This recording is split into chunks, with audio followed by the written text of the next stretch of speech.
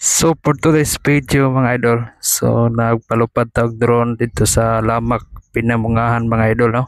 So tuan ning agikan ko galuginsan so gilaras din nato dito paingon sa Pinamungahan kay natin nakita nga picture mga idol nga na ako noy nagtumpag dito nya dagko kroken bato na ali sa kalsada mo tatong gisusi.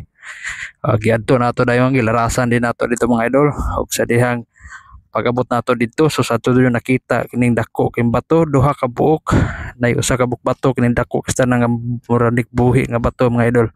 So mao na to ang paluparan dayon nato nya mentras nagpadong pa mi didto mga idol. So nakita to na mo nga heavy equipments naapsa na mo dito sa ubos nga bahin no paingon siya diha sa dapit diin nga natumpag no na landslide kining dako kaayo nga bato pa mga idol no. Dako pa ni siya sa bakho nga nagkuan o tan-awa makita ninyo sa ato ang video nga puti ginang dakuan na ali jud sa kalsada dili jud kaagi ang ilahang mga heavy equipments mga idol. So mo ni gipaluparan nato ang dihan dapita so makita gid ninyo nga dili jud maagian. So karon pagka gikan ani ato ang pag palupad sa drone dili pa jud ni maagian ang mao nga dapit. So mao to nga nagpaabot pagid ang mga tao dinha no ang mga kuan nga stranded. So katong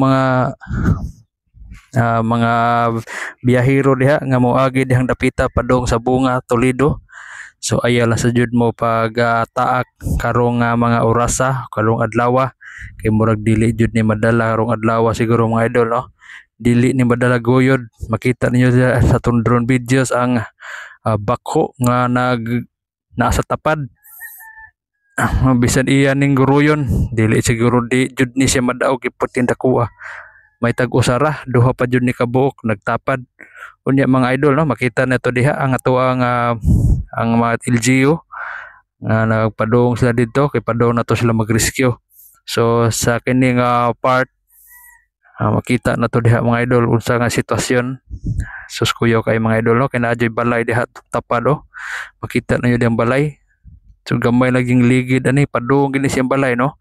So ang kining dako kayo nga bato nga buhi man mga idol oh. Makita ninyo diha mao na siya nagpugong anang dako kaayo nga napod sa kilid.